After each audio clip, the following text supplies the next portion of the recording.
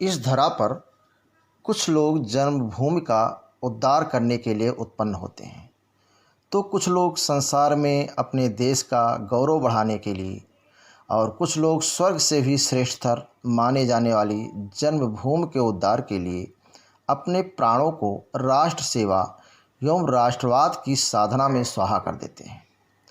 क्रांतिवीर विनायक दामोदर सावरकर एक ऐसे ही महापुरुष थे जिन्होंने अपने शरीर का एक एक कण राष्ट्र सेवा में सोई भारतीय जनता के कानों में संघर्ष का बिगुल बजाकर उनमें राष्ट्रवाद की भावना के उदय हेतु अपना सर्वस्व न्यौछावर कर दिया।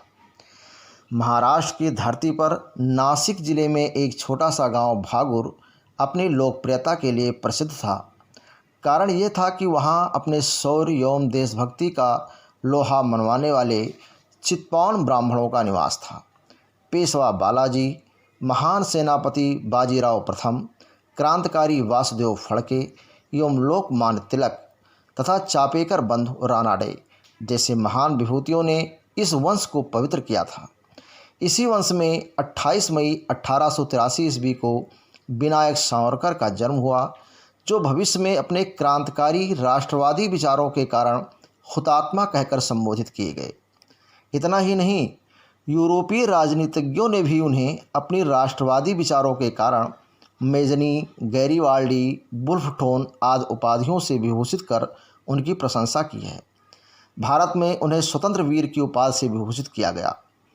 सावरकर महान देशभक्त, राष्ट्रोद्धारक, दिशा नायक तथा राष्ट्र को दिशा देने वाले राष्ट्रवादी एवं कुशल संगठनवादी थे। वह महाराष्ट्र की धरती पर पैदा जरूर हुए थे, लेकिन वो भारत माता के सच्चे सपूत थे। उन्होंने जात पात छुआछूत से दूर समस्त भारतवासियों के दिल में देश प्रेम, त्याग एवं स्वतंत्रता के लिए संघर्ष करने की लौ जलाकर एक पथ प्रदर्शक का कार्य किया। कहा जाता है, होनहार बिरवान के होत चीकने पात, बाल्यावस्था में ही उन्होंने स्वतंत्रता की देवी के आराधना हेतु अपने रक्त का कण कण श्रद्धा स्वरूप समर्पण का संकल्प करके उपरोक्त सूक्त चरितार्थ कर दिया।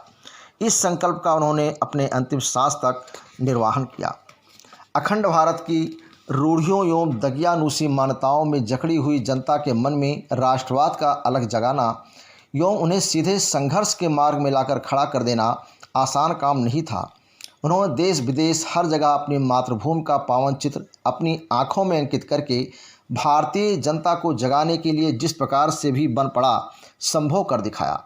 जहाज के अतल जलराशि वाले सागर में कूदकर समस्त ब्रिटिश सत्ता को चकमा देने की घटना हो, या अंडमान की सेलुलर जेल में एकाकी कोठरी में कैद रहकर अपनी राष्ट्रवाद की अलख को प्रज्वलित रखने का घोर यंत्रणाओं से भरा अमानवीय संघर्ष हो, या कोल्हू में बैल की तरह जुटकर सुबह से शाम तक अंग्रेज़ों के डंडे सहकर तेल निकालने की घोरतम यातनाएं, अपनी भारत माँ की स्वतंत्रता के लिए उन्होंने सब कुछ हंसते हंसते सहन किया।